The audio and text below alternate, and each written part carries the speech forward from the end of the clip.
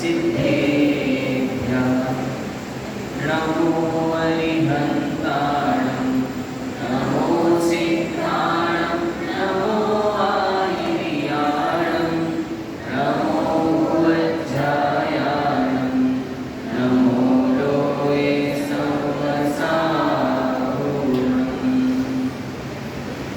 मङ्गलं भगवान् वीरो मङ्गलं गौतमो गणी मङ्गलं कुन्दकुन्दार्यो येन धर्मोऽस्तु मङ्गलं सर्वमङ्गलमाङ्गल्यं सर्वकल्याणकारकं प्रधानं सर्वधर्माणां जैनं जयतु शासनं जैनं जयतु शासनं जैनं जयतु शासनम्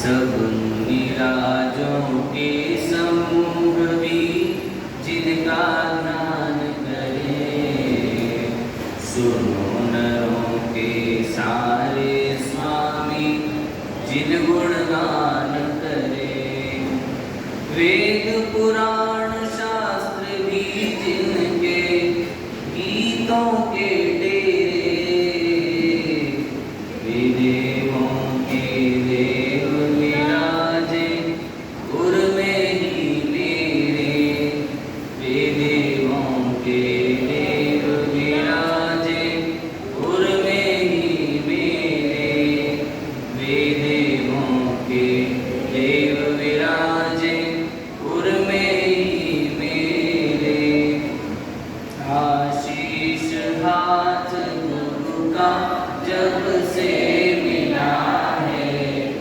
संतोष का कमल जीवन में खिला है निर्धाम ही मिल रही मुझको सुवस्तु मैं बार बार करता गुरु को नमोस्तु मैं बार बार करता गुरु को नमोस्तु मैं बार बार करता गुरु को नमोस्तु।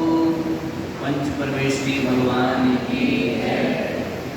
देवादिदेव प्रथम तीर्थंकर 1008 श्री ऋषभनाथ भगवान की जय। मूलनायक 1008 श्री शांतिनाथ भगवान की जय। वर्तमान शासन नायक महावीर भगवान की जय। संत श्रोमणी आचार्य गुरुवर श्री विद्यासागर जी महाराज की जय। परम पूज्य आचार्य भगवंत श्री समय सागर जी महाराज की जय। परम पूज्य निर्यापक श्रवण मुनिकुंभ श्री सुधा सागर जी महाराज की जय। परम पूज्य मुनि श्री विनीत सागर जी चंद्रप्रभ सागर जी महाराज की जय। अढ़ाई द्वीपस्थ समस्त महामुनिराजों की जय।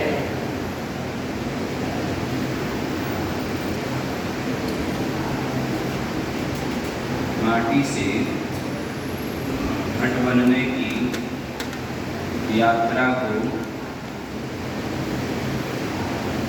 समझ रहे थे। इसमें पूर्व की कक्षाओं में विषय बताया गया था। माटी को ले जाया जा रहा है। माटी गदहे की पीड़ा से स्वयं में भी अनुकंपा भाव रख रही है और पश्चाताप की अग्नि में झुलस रही है कि मेरे कारण ही गदहे को पीड़ा का अनुभव करना पड़ रहा है और उसकी अनुकंपा आंसुओं और पसीने की बूंदों के बहाने सारी बोरी को भिगोती हुई जा रही है। वास्तविक में संसार में दो प्रकार के व्यक्ति हैं। एक तो वह है जो कि विषयों के दास बने हुए हैं, जो विषयों का दास बना रहता है उसे कभी भी अनुकंपा नहीं आती, लेकिन जो दया, जिसका जो हृदय से युक्त होता है, उसकी आंखों में सदा ही दया झलकती है। और जीव का मतलब ही है जो दया से युक्त होता है वह ही जीव है। लेकिन दया होते हुए कोई ये सोचने लग जाए कि दया से सहित होने पर स्वयं का भान नहीं रहता, स्वयं के विषय में नहीं सोच सकते हैं, तो आचार्य ने वह भी स्पष्ट किया था कि ऐसा नहीं है कि स्व के साथ पर का ज्ञान नहीं होता। चंद्रमा को देखने पर आकाश मंडल भी दिखता है, अतः पर के विषय में सोचते रहने से, पर के ऊपर दया करने से स्वयं की भी दया आती है, क्योंकि दया का विलोम अर्थ ही कह रहा है याद। वासना विलास का प्रतीक है, मोह का प्रतीक है, जबकि दया करुणा मोक्ष का प्रतीक है। वासना जिलाती है, दया जलाती है, वासना दया जिलाती है। और भी आगे कहा था कि जब मोह हटने लगता है तब दया का विकास होता है। साथ ही जो वासना और करुणा को एक ही मानते हैं वो इंद्रियों के दास हैं, भले क्योंकि प्रत्येक पदार्थ अपने स्वयं के प्रति करण कारक होता है, लेकिन दूसरे के प्रति उपकारक बन ही सकता है। इसलिए अनुकंपा और दया उपकारी कारण बन सकती है। बस गदहे के मन में भी अनुकंपा के भाव जागृत हुए और वह मन ही मन कह रहा है कि हे भगवान, मेरा नाम भी सार्थक हो जाए, मैं भी सभी के रोगों का हरने वाला बनूं। और दोनों की जब अनुकंपा एक सी हो गई, दोनों अनुजा अग्रजना होकर के एक साथ उत्पन्न हुई, ऐसा लगने लगा, तो परस्पर उपद्रव जीवा नाम की सूक्ति चरितार्थ हो गई। और अब उपासना की चर्चा होती है कि उपासना में ले जाया जा रहा है। माटी कहती है कि यहाँ पर बहुत परिश्रम होता है, यह योगशाला भी है और प्रयोगशाला भी है। यहाँ नित्य प्रतिदिन शिक्षण और प्रशिक्षण दोनों ही दिए जाते हैं। जीवन का यहाँ निर्माण होता है, निर्वाह नहीं। अधोमुखी जीवन ऊर्ध्वमुखी हो जाता है, हारे को सहारा मिल जाता है, दर्शनार्थी भी बोध को प्राप्त कर लेते हैं। बहुत सारी गुत्थी सुलझने भी जो उलझने हैं वह सुलझ जाती हैं। असी मसी कृषि आदि सभी को नए सूत्र मिल जाते हैं और एक मोक्ष परंपरा का भी विकास होता है। बस अब माटी को छाना जा रहा है, शिल्पी स्वयं भी उस माटी को छानने का काम कर रहा है और छानते छानते वह माटी एकदम ऋजुता का रूप धारण कर लेती है, विनम्रता का रूप धारण कर लेती है। माटी में से जब कंकड़ों को निकालने लगते हैं तो कंकड़ बड़े क्रोधित होने लगते हैं और वह पूछने लग जाते हैं कि हमारा वियोगीकरण किस लिए हो रहा है। तब वह कहते हैं, शिल्पी कहता है कि जब तक कि मृदु नहीं बनाया जाए, माटी को लघु नहीं बनाया जाता है, तब तक माटी का अच्छी तरीके से घड़ा नहीं बनाया जा सकता है और वह माटी बिखर जाएगी। इसलिए संकर दोष के वारण के लिए इसमें से कंकड़ों को निकालना पड़ रहा है। कंकड़ और कुछ गर्म होकर के और कहने लगते हैं कि मुझ में कोई अंतर नहीं है, अर्थात इसका स्वरूप और मेरा स्वरूप एक सा ही है। वर्ण की अपेक्षा, रंग आदि की अपेक्षा हम दोनों एक जैसे ही हैं, फिर इस प्रकार का हम दोनों के साथ भेदभाव क्यों किया जा रहा है। तब उत्तर देते हैं माटी कुंभकार, और कुंभकार उत्तर देते हुए कहता है कि मेरा यहाँ आशय ना तो रंग से है ना वर्ण से है, अपितु किससे है? चाल चरण ढंग से है। क्योंकि जिसको अपना रहे हैं और जो तुम्हें अपना रहा है उसके स्वभाव में भिन्नता नहीं होनी चाहिए, उसके गुण रूप धर्म में ढल जाना चाहिए। यदि नहीं ढल पा रहे हैं तो नियम से संकर दोष लगेगा। हाँ, और उत्तर दे रहे हैं वर्ण लाभ भी होता है। नील शीर में मिल जावे वर्ण लाभ हो गया, लेकिन वही शीर आंख के साथ मिल जावे तो वर्ण संकर हो गया। वर्ण संकर अभिशाप है और वर्ण लाभ वरदान है। और कहा सुनो कम करो, तुम तो इतने खराब हो कि तुम्हें चालनी से पीस भी दिया जाए और तो सब ठीक है, फिर भी तुम जल में नहीं मिलते हो, नरम नहीं बनते हो। जलाशय में रह रहे हो लेकिन आज तक जल के जैसे नहीं बन पाए, क्योंकि तुम्हारा हृदय पाषाण का है। तुम्हारे लिए किसी की वेदना को देख करके पसीना आता ही नहीं है, ऐसा तुम्हारा सीना है। लेकिन फिर भी हम तुमसे घृणा नहीं करेंगे। क्यों नहीं करेंगे? क्योंकि संतों ने उपदेश दिया है। क्या उपदेश दिया है? पाप से घृणा नहीं है, पापी से नहीं, पाप से घृणा करो, और पंकज से नहीं, पंख से घृणा करो, नर से नारायण।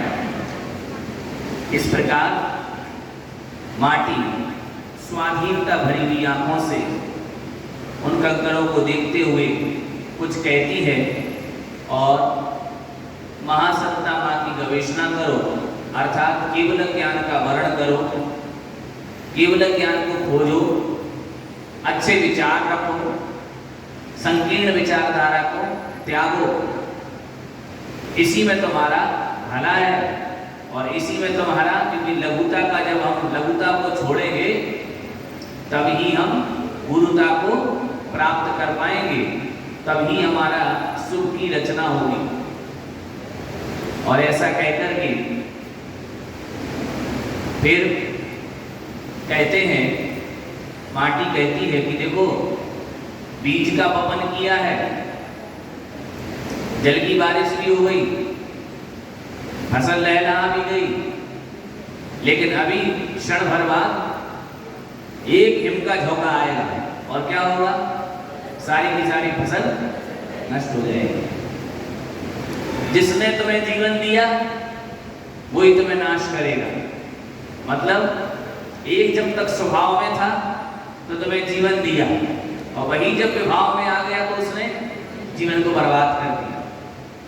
मतलब हमारे भीतर के भाव जब तक स्वभाव में है तब तक ठीक, लेकिन विभाव में आ जाएंगे तो बेकार। द्विपायन मुनि महाराज जब तक उनके भाव स्वभाव में रहे, संयम को प्राप्त किया उन्होंने, कर्मों को नष्ट किया, लोगों के संप्रेरक बने, प्राणी हित संपादक बने। लेकिन जैसे ही विभाव रूप में परिणत हुए तो स्वयं का घात भी किया, दूसरों का घात भी किया। तो आचार्य श्री यहाँ बताना चाह रहे हैं कि हमारे परिणाम जब स्वभाव में आ जावे तो वही तुम्हारे लिए नर से नारायण बना देवे, और तुम्हारे स्वयं के परिणाम जब खराब हो जाए तो नारायण से भी तुम्हें नर बना देवे। और कहा था, भले ही बर्फ बाहर से बड़ा शीतल दिखता है, लेकिन वो शीतल नहीं है, ज्वलनशील है, विस्फोट है, फायर है, जलाने वाला है। इसलिए जब कभी प्यास लगती है और यदि उस बर्फ के टुकड़े को ले लिया जाए मुंह में तो क्या होगा? और उल्टी प्यास बढ़ती जाएगी। यही विभाव की सफलता और यही स्वभाव की विफलता है। फिर कल बताया था, कल की कक्षा में यह प्रसंग उठा था कि इतना जानते हुए भी कि ये सागर की जो महासत्ता है वो माँ ये जान रही है कि ये हिमखंड नाश करने वाला है, फिर भी इस हिमखंड का कुछ नहीं कर रही। उत्तर दिया था माँ की ममता है। इसलिए माँ की ममता है, वो अपने अंश के प्रति करुणा है उसकी, इसलिए वह उसको भूल करके भी उसको हटा नहीं सकती, मिटा नहीं सकती। और फिर कंकर ने कुछ अपने व्यंग कसे थे कि भले ही मान कम हो रहा है लेकिन वह मान भावी बहुमान का सूचक है इत्यादि प्रकार से व्यंग कसा। लेकिन फिर तुरंत ही समझ गया, माटी की आकृति को देख करके उसको समझ आ गई कि मेरी बात माटी को बहुत बुरी लगी। इसलिए उसने एक मंत्र मांगा। क्या मंत्र मांगा? क्या बना दो? हाँ, कंकर से अब हीरा बना दो। तो माटी ने भी उत्तर दिया, क्या करो? संयम के राही बन जाओ, क्योंकि संयम के राही बनने पर ही तुम क्या बनोगे? क्योंकि विलोम ही कह रहा है राही हीरा। और जब तुम तप जाओगे, जल जाओगे तपाग्नि में, तो स्वयं ही राख जब बन जाओगे तो ये राख ही तुम्हें खरा बनाएगी, क्योंकि राख खरा। और बस ऐसा आशीर्वाद देती हुई माटी चुप हो गई और कुंभकार ने सोच लिया कि अब इसको भुलाना है और इसके जो भी इसके साथ बीता हुआ है पुराना, उस सबको नाश करना है, उन सबको भुलाना है। और बस बाल्टी को ले गया, भूख पर खड़ा हुआ है, देखता है उसमें गांठ लगी है, गांठ को सुलझाना चाह रहा है, बहुत तेज गांठ है, इसलिए दोनों अंगूठे से और तर्जनी से उसको अलग करना चाहा। सारी शक्ति अलग करने में लगा दी। सारी शक्ति अलग करने में लगाने के बावजूद भी देखता है काम सिद्ध नहीं हुआ। बस उसके हाथों को भी वह पूरी दम लगा देता है, हाथ की नसें दिखने लगती हैं, लेकिन गांठ खुलने का नाम नहीं ले रही। नाखून भी खूनदार हो गए। अब सेवक की बारी आई। सेवक ने कहा कि हे माटी, हे कुंभकार, कुछ मुझे भी उपकृत करो। और नीति भी बताई थी। क्या नीति थी? कि बात का प्रभाव जब बलहीन हो तो क्या करो? हाथ का प्रयोग। और हाथ का प्रयोग भी जब बलहीन हो जाए तो हथियार का प्रयोग करो। और बस दंत पंक्तियां लग गई खोलने में, लेकिन बेचारे दांत भी अब संधि स्थान को खोज रहे हैं। और जैसे ही खोजा और लग गए तो भैया वे दांत भी ऊपर के दो सूल और नीचे के दो शूल परस्पर में वे भी लहूलुहान होने लगे।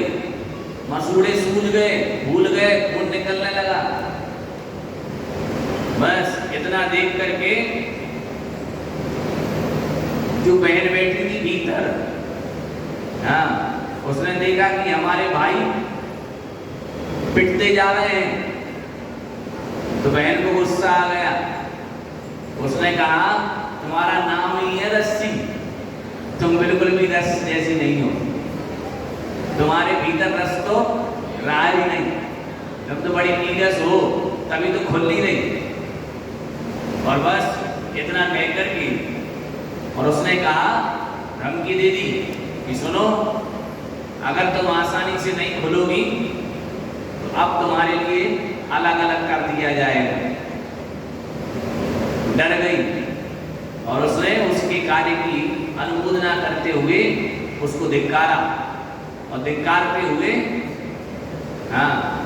क्योंकि जब धिक्कारते हैं तो मुझे से तो लार भी टपक गई और लार जैसे ही गिरी उस रस्सी पड़ गई ढीली और रस्सी खोल गई, गांठ खोल गई। गांठ खोली जैसे ही, अब गांठ ने पूछ लिया। क्या पूछा था? ये तो बता दो कि गांठ को खोलना इतना जरूरी क्यों था? दूसरी रस्सी का प्रयोग कर लेते, मतलब खोलना ही क्यों जरूरी था? उत्तर दिया था कि मेरे स्वामी संयमी हैं, हिंसा से भयभीत हैं और अहिंसा ही उनका जीवन है। प्राणी मात्र को दुख नहीं दे सकते। और हमारे आदमी ऐसे ही नहीं हैं, वे पक्के आदमी हैं, क्योंकि जो चारों ओर से अपने पंचेंद्रिय के विषयों पर पांचों व्रतों के साथ नियंत्रण रखता है, वो ही तो आदमी है। इसलिए वो यथा योग्य आदमी है, वो इस प्रकार का कार्य क्यों कर सकते? ये तो हुआ अभी तक का रिकैप, आवाज से होना। आगे देखिए, हमारी उपास्य देवता अहिंसा है। उपास्य मतलब जिसकी पूजा और अर्चना की जाए। तो हमारे द्वारा अर्चना किसकी की जाती है? हमारा उपास्य देवता कौन है? मतलब जिसकी आराधना की जाए ऐसा देवता कौन है? अहिंसा। हमारे आराध्य देवता कौन है? अहिंसा।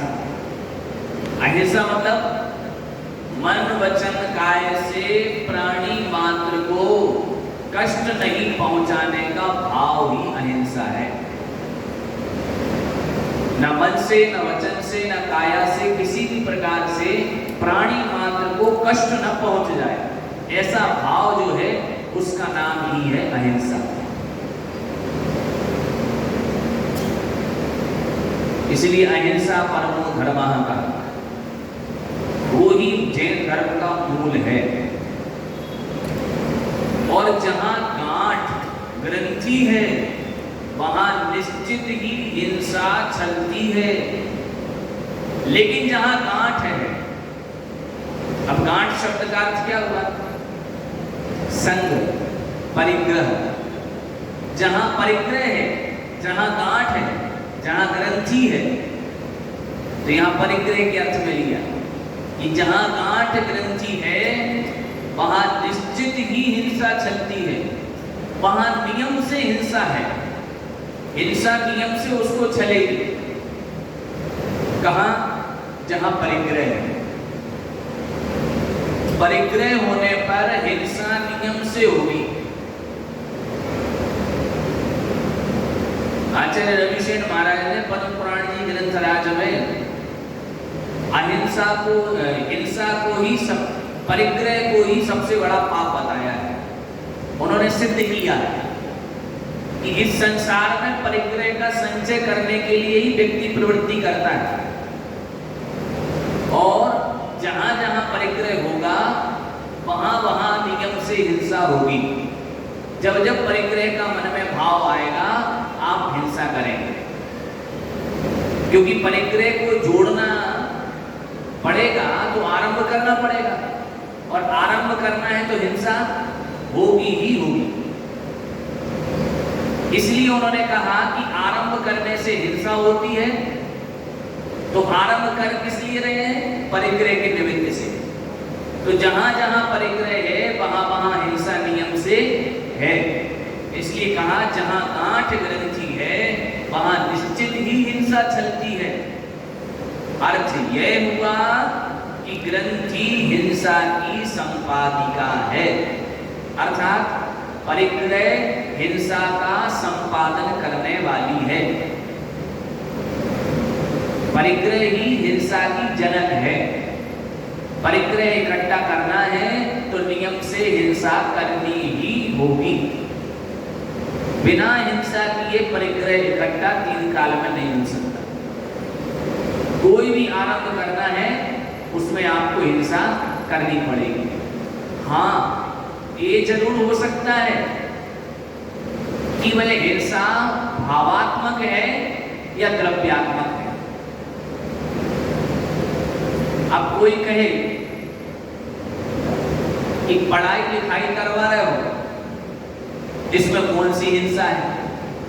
आप तो पढ़ाई लिखाने जाते हो, तो पढ़ाने लिखाने जानते हो, वहां से द्रव्य मिलता है, वो भी तो परिग्रह हो रहा है, उसमें कहाँ हिंसा है? हम कहेंगे हिंसा है। भले ही द्रव्यात्मक हिंसा नहीं है, द्रव्य से भले ही हिंसा नहीं हो रही, लेकिन भावों से तो हिंसा हो ही नहीं है। भाव तो उस पैसे कमाने के लिए बैठे हुए ही हैं, तो वो भाव रूप हिंसा अभी भी विद्यमान है। इसलिए कह रहे हैं जहां जहां परिग्रह है वहां वहां हिंसा है। अब वो हिंसा अलग अलग रूप हो सकते हैं और निर्ग्रंथ दशा में ही अहिंसा पलती है। वास्तविक में अहिंसा कहां पल सकती है? निर्ग्रंथ दशा में। निर्ग्रंथ मतलब जब संपूर्ण प्रकार के परिग्रह से रहित हो जाएगी दशा, उस समय ही अहिंसा का पालन हो सकता है। अन्य समयों में अहिंसा का पालन नहीं हो सकता। इसलिए छठवीं ढाल में प्रारंभ में ही कहा ना, क्या कहा? शक्काय जीवना हननते सब विधि दरव हिंसा डरी रागादि भाव निवारते इंसान भावित अवतरी। मतलब द्रव्य हिंसा किससे दूर हो गई? षटकाय के जीवों को मारना छोड़ दिया, अर्थात षटकाय के जीवों की हिंसा का त्याग कर दिया। मैं षटकाय के जीवों की हिंसा का त्याग नहीं करूंगा, क्योंकि आरंभ आदि सभी कामों का त्याग हो गया। अब जब सब कामों का त्याग होगा तो द्रव्य से किसी भी प्रकार की हिंसा नहीं हो सकती, क्योंकि हिंसा का कारण है प्रमत्त योगात् प्राणोपरोपणम हिंसा। प्रमाद के योग से प्राणियों का हनन हिंसा कहलाता है।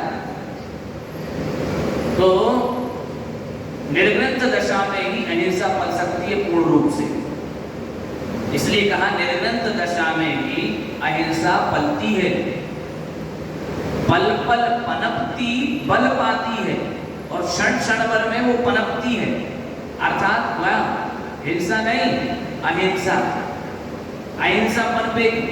अब जैसे ही कोई द्रव्य हिंसा का त्याग कर देंगे तो उनके मन में धर्म के प्रति भाव जागृत होंगे, और धर्म के प्रति वे भाव जागृत होंगे तो उससे अहिंसा और बल पाएगी, अर्थात वह अहिंसा और बढ़ती जाएगी। अहिंसा धर्म पल पल में बढ़ता जाएगा और बल को प्राप्त होता जाएगा।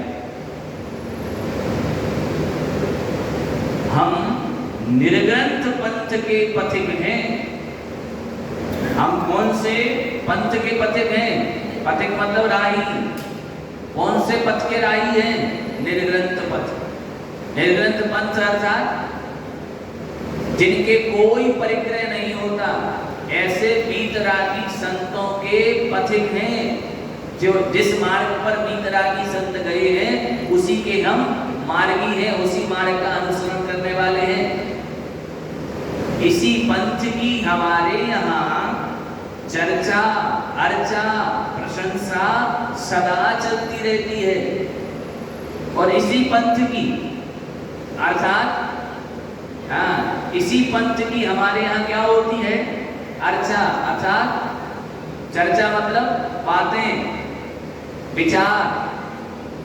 अर्चा अर्थात पूजा और प्रशंसा। अर्चा, चर्चा, अर्चा, प्रशंसा, बातें, पूजा और प्रशंसा किसकी होती है? इसी पंथ की। कौन से पंथ की? निर्ग्रंथ पंथ की ही हमारे यहाँ बातें होती हैं, उसी की हमारे यहाँ पूजा होती है और उसी की प्रशंसा की जाती है। यह जीवन इसी भांति आगे आगे भी चलता रहे बस। और वह निर्ग्रंथ यह चाहता है कि जैसा अभी ये जीवन अहिंसा में चल रहा है, आगे भी ऐसा अहिंसा में जीवन चलता रहे, इससे अधिक और कुछ इच्छा नहीं होती। आचार्य श्री ने एक बार कहा था निर्ग्रंथ और ग्रंथ के विषय में। आचार्य श्री कहते हैं निर्ग्रंथ का अर्थ होता है संपूर्ण परिग्रहों से रहित। वहां ग्रंथ की आवश्यकता नहीं होती। और उन्होंने स्पष्ट किया था कि ग्रंथ का यदि तुम ग्रंथ के विषय में सोचोगे तो ये ग्रंथ ही तुम्हारे लिए ग्रंथी बन जाएगा। साधुओं को समझाते हुए कहा था कि ये ग्रंथ का विषय ही तुम्हारे लिए ग्रंथी बन जाएगा। ग्रंथी मतलब परिग्रह, इसी ग्रंथी का वर्णन आया, ग्रंथी शब्द आया। एक ग्रंथ ही तुम्हें ग्रंथी बन जाएंगे। इसलिए निर्ग्रंथ दशा की सोचो, ग्रंथमाला की ना सोचो। उन्होंने तो ग्रंथमाला के लिए भी मना किया था। बोले किसी भी प्रकार की ग्रंथमाला हमारे माध्यम से नहीं होनी चाहिए। इसलिए हमसे आशीर्वाद देने भी मत आओ किसी ग्रंथमाला के लिए, क्योंकि हम निर्ग्रंथ के पोषक हैं, ग्रंथ के पोषक नहीं। तो आचार्य भगवंत तो यहाँ तक इस बात को फॉलो करते थे, अपने जीवन में उसका आचरण करते थे कि मेरे माध्यम से ग्रंथ का भी मुझे परिग्रह लादना नहीं। तो उसको यहाँ प्रसंगवश अपने आपके सामने रखा कि आचार्य श्री ग्रंथमाला के लिए भी आशीर्वाद प्रदान नहीं करते थे। वह कहते थे ग्रंथमाला आपका कार्य, हमारा तो कार्य निर्ग्रंथ है, इसलिए हमें निर्ग्रंथ ही रहने दीजिए। कह रहे निर्ग्रंथ पंथ के पथिक हैं और उसी पंथ की हमारे यहाँ चर्चा अर्चना प्रशंसा होती है। और बस निर्ग्रंथ यह सोचता है ऐसा ही जीवन मेरा आगे भी चलता रहे और कोई वांछा नहीं। इच्छा होती है जो वर्तमान में पाने की भावना होती है, वो इच्छा कहलाती है। और भविष्य में किसी चीज को पाने की भावना होती है, वह वांछा कहलाती है। इसलिए देखो क्या कहा, जीने की हो ना इच्छा, मरने की हो ना वांछा। क्योंकि जीना कहाँ है, वर्तमान में, और मरना कहाँ है, भविष्य में। इसलिए भविष्य के साथ वांछा शब्द का प्रयोग और जो अभी जी रहे हैं उसके साथ इच्छा शब्द का प्रयोग। तो कह रहे हैं और कोई वांछा नहीं, अर्थात भविष्य में और कुछ मुझे मिल जाए इसकी मुझे वांछा नहीं है। और तुमने कठिन कठोर गांठ पाल रखी थी। तुमने कैसी कठिन थी, मतलब खुलने में बड़ी कठिनाई थी उसमें, और कठोर भी थी, कड़ी थी।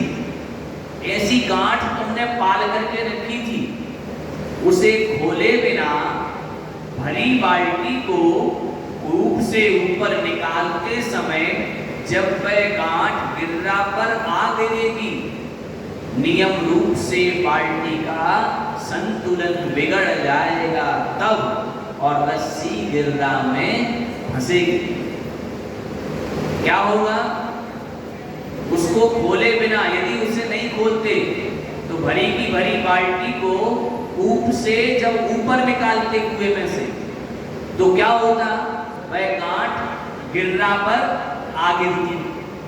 और वह गिर्रा पर जब गांठ आ जाती तो नियम रूप से बाल्टी का संतुलन बिगड़ जाता, गड़बड़ हो जाता, और रस्सी गिर्रा में फंस जाती। और रस्सी यदि गिर्रा में फंस जाती, परिणाम स्वरूप बाल्टी का बहुत कुछ जल उछलकर पुनः कूप में गिरेगा। यहाँ कप लिखा है, कूप कर ले, कूप में गिरेगा। उस जल में रहते जलचर जीव लगी चोट के कारण अकाल में ही मरेंगे। देखो अहिंसा कितनी बड़ी कि परिणाम स्वरूप बाल्टी का बहुत सारा जल उछल करके कहाँ गिरेगा, पुनः उस कुएं में, जिस कारण से उस जल में जो जलचर जीव रह रहे हैं वो उस चोट, जब उनको वह चोट लगेगी तो अकाल में ही वह मृत्यु को प्राप्त हो जाएंगे। अकाल मरण मतलब समय के आयु पूर्ण होने के पहले ही हो जाए यदि मरण तो वह अकाल मरण है।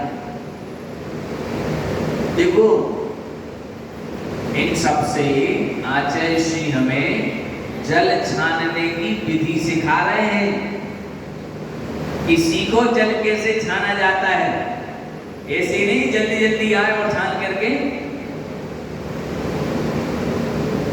तो जल छानने की विधि भी यह होना चाहिए कि प्राणी मात्र का ध्यान रखा जाए कि कहीं किसी प्राणी का मेरे द्वारा घात ना हो जाए। इसी का नाम यत्नाचार कहते हैं कि गृहस्थ में रहते हुए भी यत्नाचार का पालन किया जाए। यत्नाचार मतलब प्रयत्न पूर्वक आचरण, कि मेरे माध्यम से किसी जीव का अहित ना हो जाए, हिंसा ना हो जाए।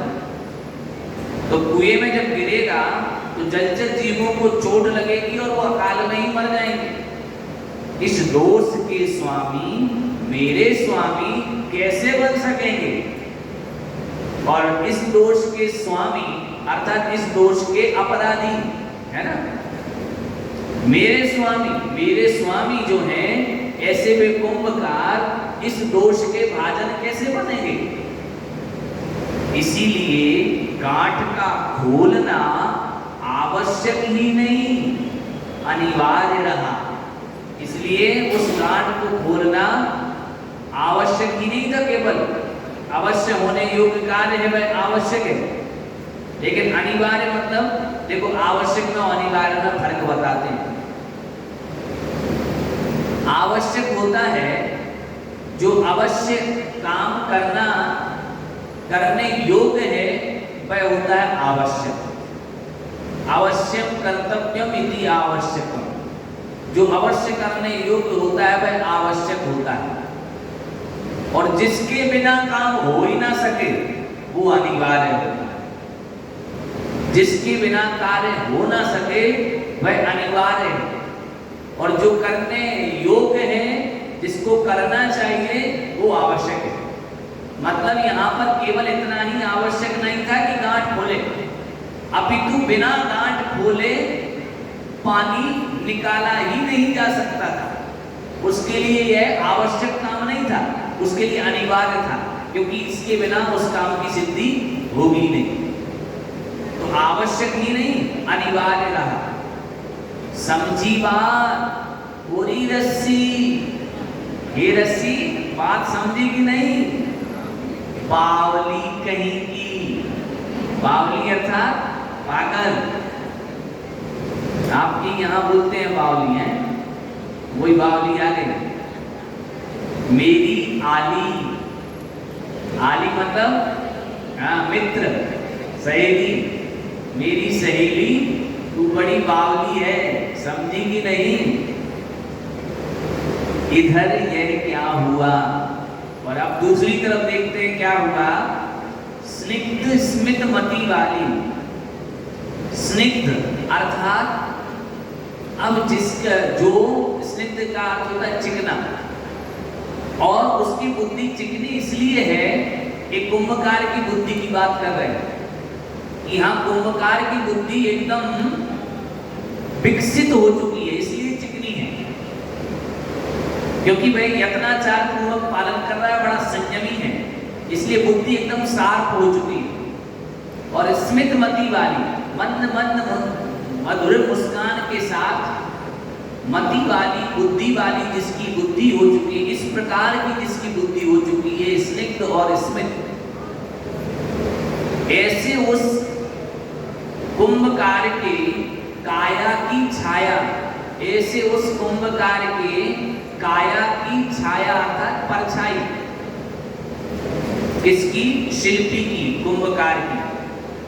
सुदूर कूप में, सुदूर अर्थात अत्यंत गहरे, गहरे थे उस कूप में अर्थात कुएं में, स्वच्छ जल में, जो कि अत्यंत स्वच्छ जल है, ऐसे उस जल में स्वच्छंद तैरती, स्वच्छंद अर्थात स्वतंत्र रूप से जो तैर रही है, ऐसी मछली पर जा पड़ी। मछली पर उसकी दृष्टि गई। किसकी? शिल्पी की। नहीं, शिल्पी पर उसकी दृष्टि पड़ी। किसकी दृष्टि पड़ी? शिल्पी की। शिल्पी कैसा था? बड़े विकसित बुद्धि वाला था।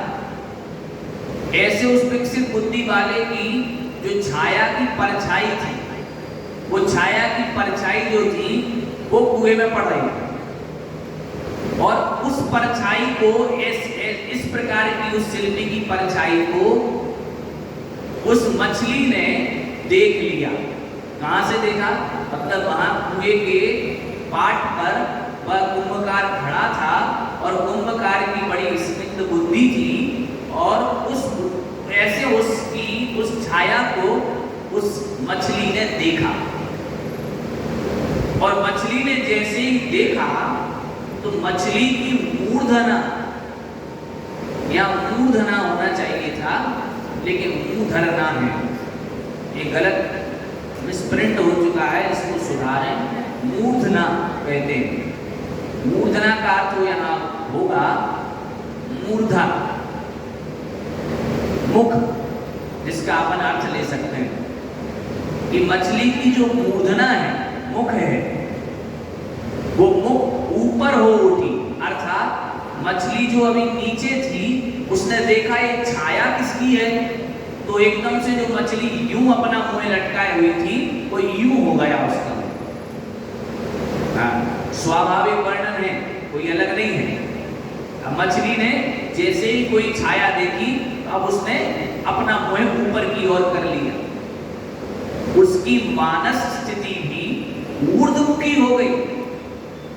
उसकी मानस स्थिति मतलब मन की स्थिति, मन की स्थिति भी बड़ी ऊर्ध्वमुखी हो गई, अर्थात ऊपर की ओर उड़ गई। इसका मतलब है कि अब मेरी उन्नति पक्की होनी है, ऐसा समझ करके उसके भीतर की जो भावना है वो भी बड़ी विकसित हो गई। परंतु उपरिल काया तक मेरी काया यह कैसे उठ सकेगी? लेकिन मछली सोचती है कि उपरिल मतलब ऊपर, ऊपर जो मुझे ये काया दिख रही है, किसकी काया दिख रही थी? शिल्पी की, कुंभकार की। उस काया तक मेरी ये जो काया है वो कैसे उठ सकेगी? लेकिन यहां से ऊपर तक मैं जाऊंगी कैसे, ये मुझे समझ नहीं आ रहा। यही चिंता है मछली को। मछली को ये चिंता सताई जा रही है कि अब मैं ऊपर जाऊं तो आखिर जाऊं कैसे? काया जड़ है ना, क्योंकि काया तो कैसी है? जड़ है। जड़ है अर्थात बुदगल से बनी हुई है, पौद्गलिक है। बुदगल के स्निग्धों को मिलाकर के ही तो ये शरीर बना हुआ है। तो ये काया तो कैसी है? जड़ है, बुदगल से मिलकर के बनी है। तो काया जड़ है ना, जड़ को सहारा अपेक्षित है, और जड़ अपने आप से काम नहीं कर सकता। माइक अपने आप नहीं बोलेगा, बुलवाना पड़ेगा।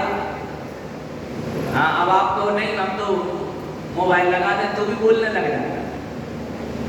तो मोबाइल भी लगाया कि नहीं, मतलब जड़ को सहारा अपेक्षित होता है। कहा ना, जड़ को सहारा अपेक्षित है। और वह भी जंगम का। जंगम का अर्थ होता है जो चलना फिरना जाने, जो चल सकता हो, फिर सकता हो, या फिर एक शब्द में कहें तो जीव, क्योंकि जीव ही तो चलता फिरता है, और कौन चलता फिरता है? तो जड़ को सहारा है, जड़ को सहारा चाहिए होता है, किसका? जीव का। बिना जीव के जड़ प्रवृत्ति नहीं कर सकता। और सुनो, काया से ही माया पली है। देखो, काया से ही माया पली है, मतलब इस शरीर से ही माया अर्थात संसार, माया से ही तो संसार पला बसा है। यदि काया नहीं होगी तो माया क्या करेगी? मतलब एक काया है तभी तो माया इकट्ठी कर रहे हो। इस काया ही तो है, पापी पेट के लिए पेट को पापी बनाए हुए हो, खुद पापी नहीं बनना चाहते। तो कुल मिलाकर के काया के लिए ही माया पाल रखी है। पर कहते हैं चाह लंगोटी की दुख भाले। एक लंगोटी की माया थी, चलो शरीर ढक जाए, 1 से 2 हुई, 2 से 3 हुई, 3 से 4, 4 से 6, 6 से 8 और 8 से संख्या बड़ी, चक्रवर्ती ब्याज लगता ही गया है, कम नहीं पाई। तो भैया एक काया से ही माया पली है, उस काया के कारण से ही माया को इकट्ठा किया जा रहा है। सो काया को ही त्यागने योग्य है, काया से ही माया पली है। माया से भावित प्रभावित मति मेरी है। देखो ये सब तो उन्होंने जितने आचार्य श्री ने दृष्टांत लिए हैं वो तो केवल काल्पनिक हैं। वास्तविक में तो वो हमें ही सिखाना चाहते हैं कि भैया काया से ही माया पली है। ये मछली अछली तो सब रूपक हैं, इनके माध्यम से केवल बताया जा रहा है। सही तो इनके प्रयोजन अपन ही है, जीव ही है, उसको ही समझा रहे हैं। माया से भावित प्रभावित, माया से भावित या प्रभावित अर्थात आकर्षित, माया से ही प्रभावित आकर्षित, यह मेरी मति अर्थात बुद्धि इसी से आकर्षित हो रही है। और मति सन्मति हो सकती है, ऐसा नहीं है कि मति ऐसी ही रहेगी, सन्मति भी हो सकती है। कैसे हो सकती है? माया उपेक्षित हो तो, यदि तुम माया की उपेक्षा कर दो तो, मतलब आसक्ति का यदि पूर्ण रूप से अभाव कर दिया जाए तो, यदि निरासक्त भाव हो जाए, उस माया के प्रति, उस संसार के प्रति अनादर का भाव यदि मन में हो जाए तो मति सन्मति हो सकती है, अर्थात बुद्धि सन्मति बन सकती है। जो निकृष्ट बुद्धि है वो सुबुद्धि बन सकती है यदि संसार का अभाव कर दिया जाए, अर्थात संसार के विषयों में अनासक्ति हो जाए तो। फिर कह रही है अंधकूप में पड़ी हूं मैं, इस अंधे कुएं में पड़ी हूं, जहां अंधेरा ही अंधेरा है ऐसे उस कुएं में पड़ी हूं मैं, कुरूपता की अनुभूति में। और मेरे अंदर कुरूपता मतलब बुरे भाव ही आ रहे हैं, केवल और केवल बुरे भाव। तो बुरे भाव की अनुभूति से मैं इस अंधे कुएं में पड़ी हुई हूं। कैसी? कूप मंडूक सी, कुएं के मंडूक मेंढक, कुएं के मेंढक जैसी। कुएं के मेंढक को केवल और केवल उस कुएं में ही सब कुछ दिखता है, कुएं से बाहर कुछ होता ही नहीं है, जो है सो इस कुएं में ही है। मैं भी इस कुएं के मेंढक की तरह ही सब कुछ इसमें मान करके बैठी हूँ। ऐसी उस मछली को अपने आप को संबोधित कर रही है, अपन भी संबोधित हो। जो यहाँ इस संसार में दिख रहा है वो ही सब कुछ है, ऐसा नहीं है भैया। अनंत सुख है, उसको प्राप्त करना है तो कुएं के मेंढक जैसे हम भी न बने। तो कूप मंडूक सी स्थिति है मेरी, गति मति और स्थिति सारी विकृत हुई है। मेरी आगामी जो गति है वो भी विकृत हो चुकी है, खराब हो चुकी है। मेरी बुद्धि भी खराब हो चुकी है और मेरी स्थिति अर्थात वर्तमान की स्थिति, वर्तमान का मेरा जीवन वो भी मेरा विकृत हो चुका है। स्वरूप स्वभाव ज्ञात कैसे हो? मेरा स्वरूप मेरा स्वभाव मुझे कैसे ज्ञात हो, कैसे पहचान हो मुझे? अर्थात मेरी गति मति सब कुछ जब भ्रष्ट हो चुकी है तो मुझे स्वभाव का ज्ञान कैसे हो? अर्थात मैं इतनी कषायों से इतने बुरे भाव लेकर के बैठी हुई हूं, तो मुझे अच्छाई का दर्शन कैसे होगा? अर्थात मुझे अपने स्वभाव का ज्ञान हो ही नहीं सकता। ऊपर से प्रेषित होकर मुझ तक एक किरण भी नहीं आती, और ऊपर से प्रेषित हो मतलब कोई भेज करके, कोई भेजी हुई ऊपर से एक किरण भी मुझ तक नहीं पहुंच पाती। अर्थात एक कोई सम्यक्त की बात तो मुझ तक आ जावे। किरण से तात्पर्य यहाँ सम्यक ज्ञान का, एक कोई सम्यक ज्ञान की बात तो मुझे बता देवे, कोई मुझे उपदेश देने आ तो जावे इस कुएं में। अर्थात इस कुएं में कोई मुझे उपदेश देने भी नहीं आ रहा, ये उपदेश की बातें भी बाहर ही चल रही हैं, लेकिन इस कुएं में तो कोई मुझे एक बात बताने भी नहीं आ रहा है कि भैया इस प्रकार से यदि हम काम करें तो इस भाव से हम छूट सकते हैं, ये बताने भी कोई नहीं आ रहा, एक किरण भी नहीं आती। और मछली के मुख से निकल पड़ी दीनता भुली ध्वनि कि इस अंधकूप से निकालो इसे कोई, उस हंस रूप से मिला लो इसे कोई। और बस मछली के मुख से एक आह निकली, कैसी? दीनता भुली, अर्थात दीनता भरी, है ना, कृपण दृष्टि, कृपण दृष्टि निकल आई उसके मुंह से, बड़ी एकदम दीनता भरी हुई आवाज में कि इस अंधे कुएं से निकालो, कोई मुझे इस अंधे कुएं से निकाल लो। और हंस रूप से, अर्थात हंस रूप मतलब धवल स्वरूप, परमात्म स्वरूप, इस रूप से मुझे कोई निकाल लो और परमात्म स्वरूप से मुझे कोई मिला दो। ऐसा मछली कह रही है कि इस स्वरूप से निकाल करके, इस अंधे कुएं से निकाल करके कोई मुझे परमात्म स्वरूप से मेरा मिलन करा दो। इस रुदन को कोई सुनता भी तो नहीं।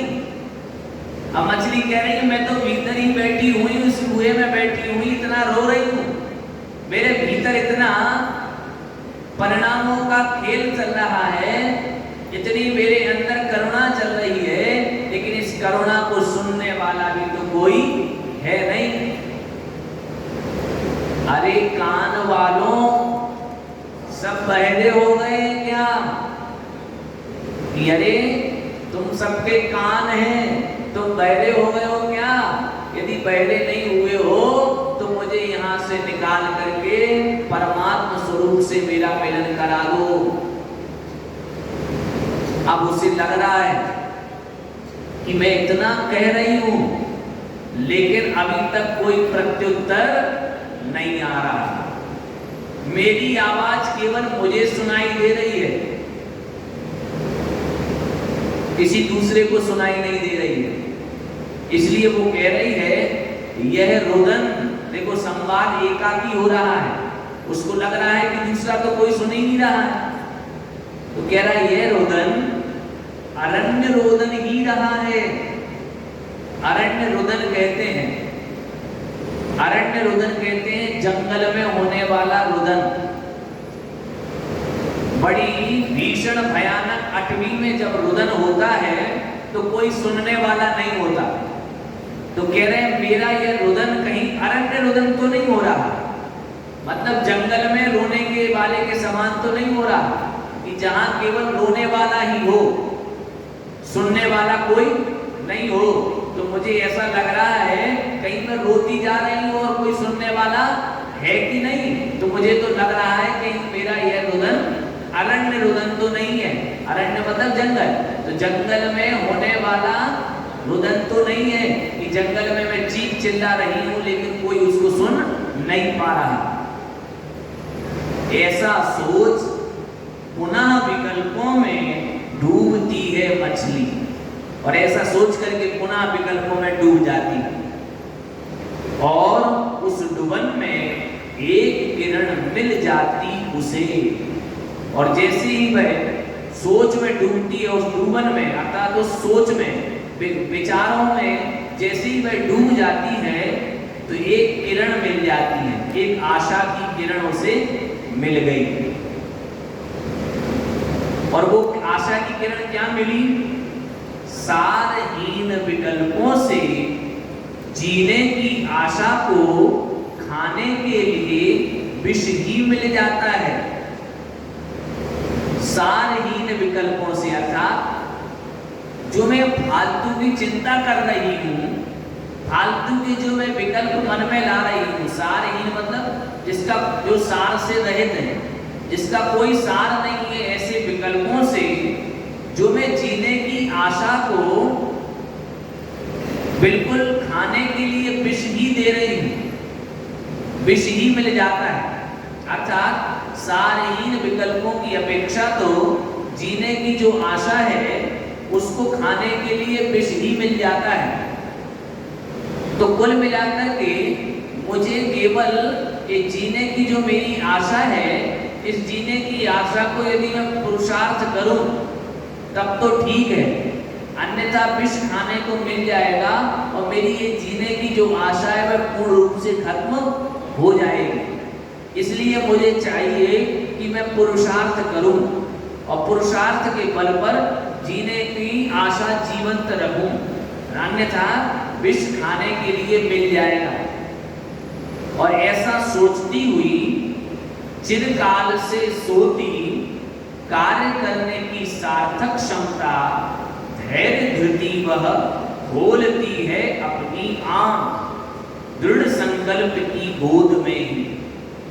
और बस इतना सोच करके चिरकाल से सोती मतलब बहुत लंबे समय से जो सोती हुई उसकी कार्य करने की क्षमता थी, वह कार्य करने की सार्थक मतलब प्रयोजन से सहित जो उसकी क्षमता थी, शक्ति थी, वह धैर्य धृति, वह धैर्य रूपी अपनी आंखों को खोलती है। और धैर्य रूपी वह आंख जो उसकी है वह ही उसका दृढ़ संकल्प बन जाता है। और उस दृढ़ संकल्प की गोद में ही वह कृत संकल्पिता हुई। उसने संकल्प कर लिया। क्या संकल्प कर लिया? वह कृत संकल्पिता हुई, अर्थात संकल्प को करने वाली, ठान लिया उसने मछली ऊपर भू पर आने की।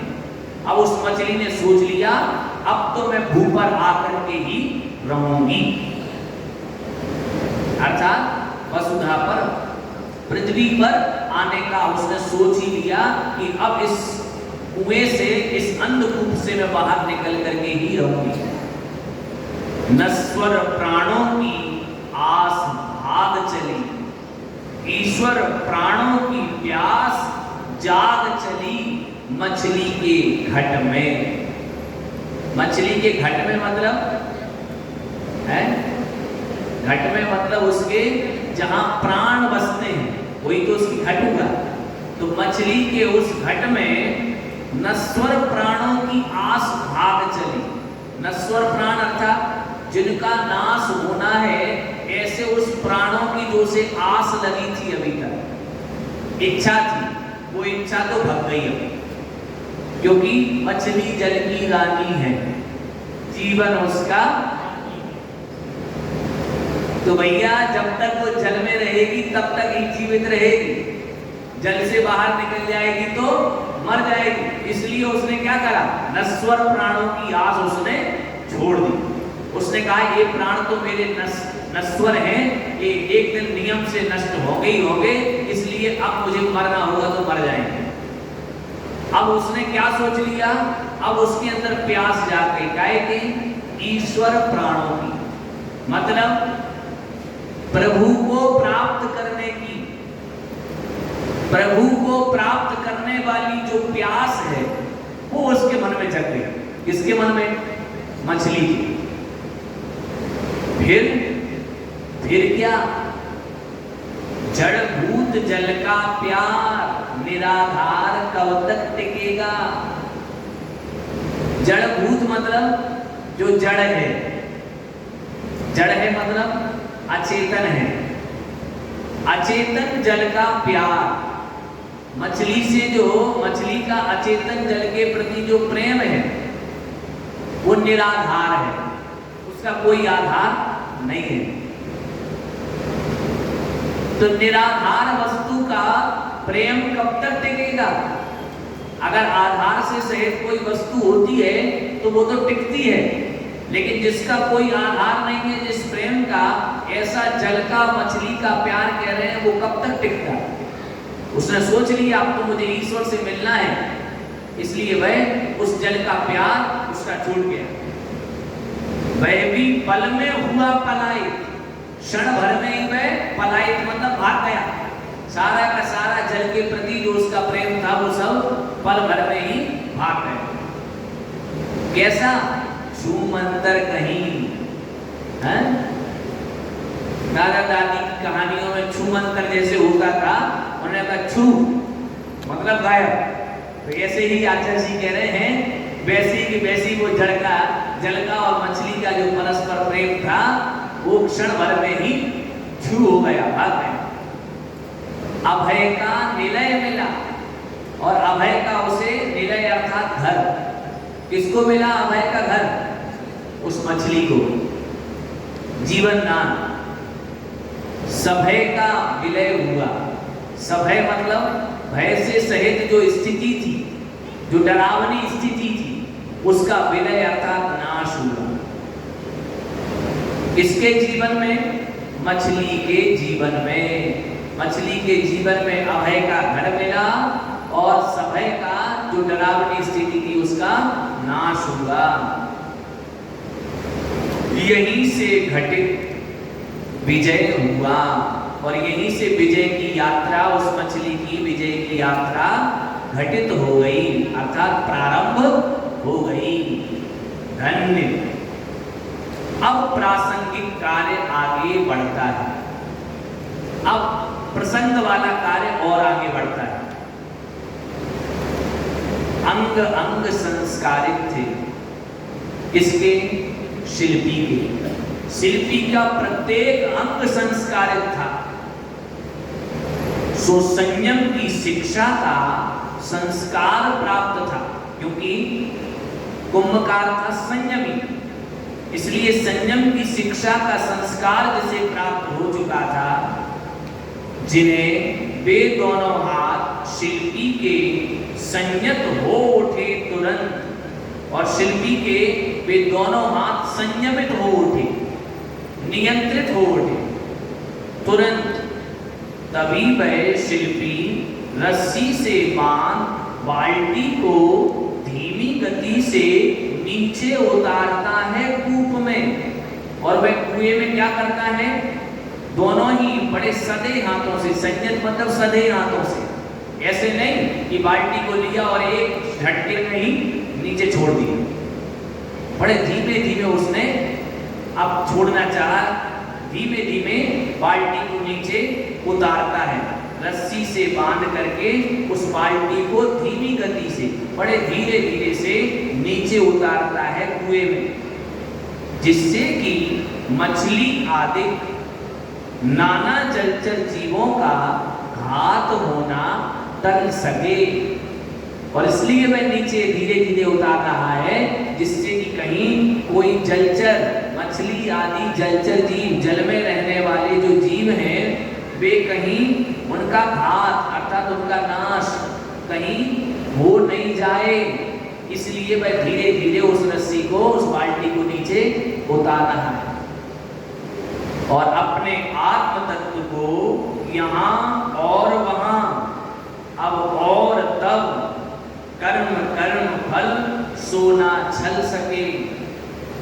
और इसलिए भी अपने आत्म तत्व को, कि आज तक तो मेरी आत्मा को यहाँ से अथवा वहाँ से, और न जाने इस भाव में अथवा तब पिछले और कभी भाव में, इस कर्म ने क्या किया? इस कर्म ने, अपनी पौद्गलिक कर्म फल ने उसको फल दिया। सो अभी तक तो आत्मा के जब कर्म का उदय आया तो कर्म के उदय का फल मिला। अब कहीं मुझे कर्म का फल ना मिले। अभी तक तो मैंने हिंसा आदि पाप कार्यों को किया, जिसका फल मैं आज भुगत रहा हूँ। आगे मुझे किसी भी प्रकार का फल ना मिल जाए, इसलिए बड़ी सावधानी से नीचे उतार रहा है कि थोड़ी सी भी हिंसा मुझसे हुई तो मुझे इसका फल भुगतना पड़ेगा। ये कर्म मुझे बाद में छलेंगे। क्यों छलेंगे? जब कर्म फल का उदय आएगा तो हमारे लिए फिर उस प्रकार का कष्ट भोगना पड़ेगा। इसलिए अपने आत्म तत्व को भी कहीं यहाँ पर या कहीं अन्य जगह अन्य भवों में को लिखा ना, यहाँ मतलब इस भव में, वहाँ अन्य भवों में, अब इस भव में इस समय अथवा तब अन्य समयों में कर्म या कर्म के फल, कर्म का उदय और कर्म आगामी जो बनेंगे कर्म उनका फल। तो अभी जो कर्मों का उदय आ रहा है वह, और भविष्य में जो कर्म का फल देंगे वह, कोई मुझे छल नहीं सके। इस भावना से वह धीमे धीमे बाल्टी को नीचे उतार रहा है। लो हाथों हाथ संकल्प फलीभूत होता सा स्वप्न को साकार देखने की आस भरी मछली की शांत आंखें ऊपर देखती हैं। और बस मछली ने जो सोचा था कि अब तो मैं ऊपर आऊंगी ही आऊंगी, उसको लगा कि मेरा संकल्प कैसा हो गया, फलीभूत। मैंने जो अभी संकल्प लिया था वो मेरा फलीभूत होता सा दिख रहा है। और स्वप्न को साकार देखती सी, स्वप्न को साकार देखने की आस जिसकी लगी हुई है, ऐसी वह मछली की शांत आंखें ऊपर की ओर देखती हैं।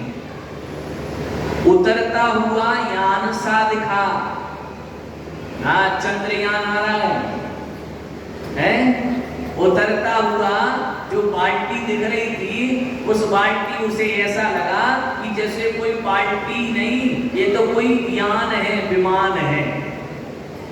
यान जैसा उसको दिखा।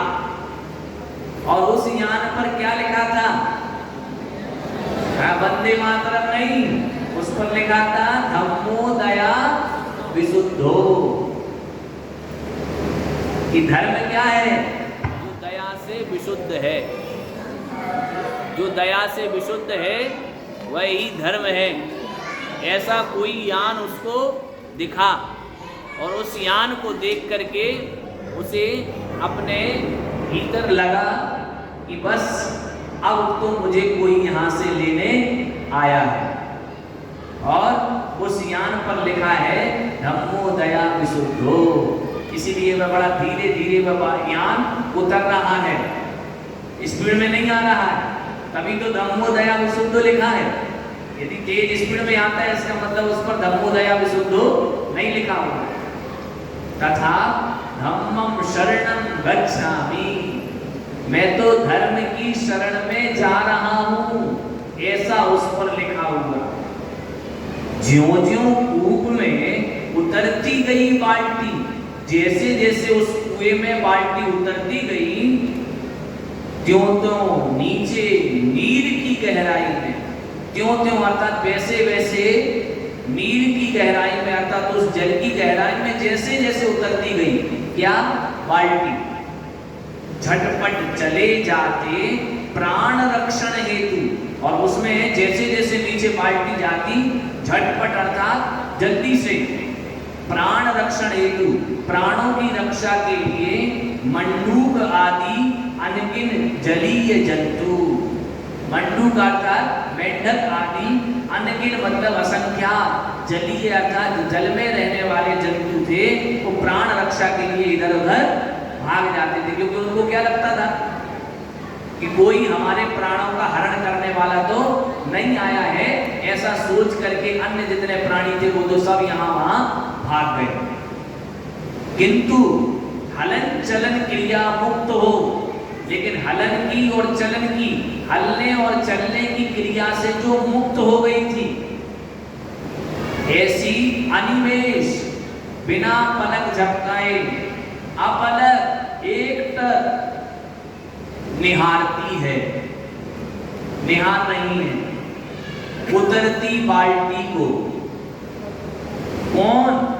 रसनाधीना, जो रसना के अधीन है, अर्थात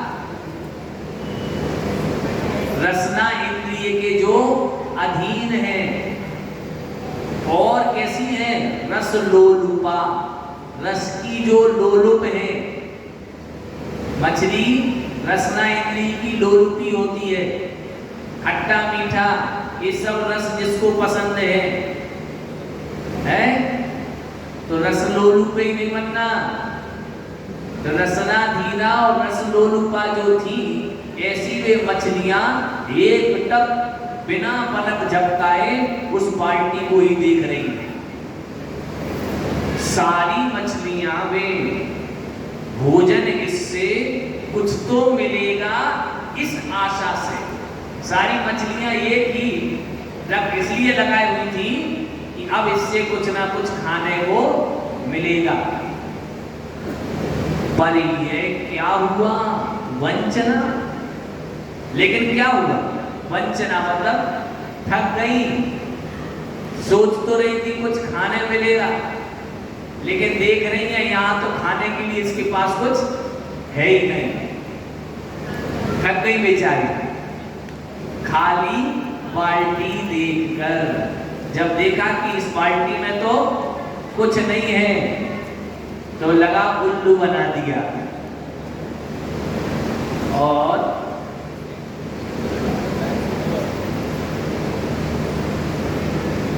और उसे नूतन जाल बंधन समझकर वह अपने आप को सोचने लगी कि ये तो कोई नया जाल का बंधन है, ऐसा सोच करके और आगे चलेगा।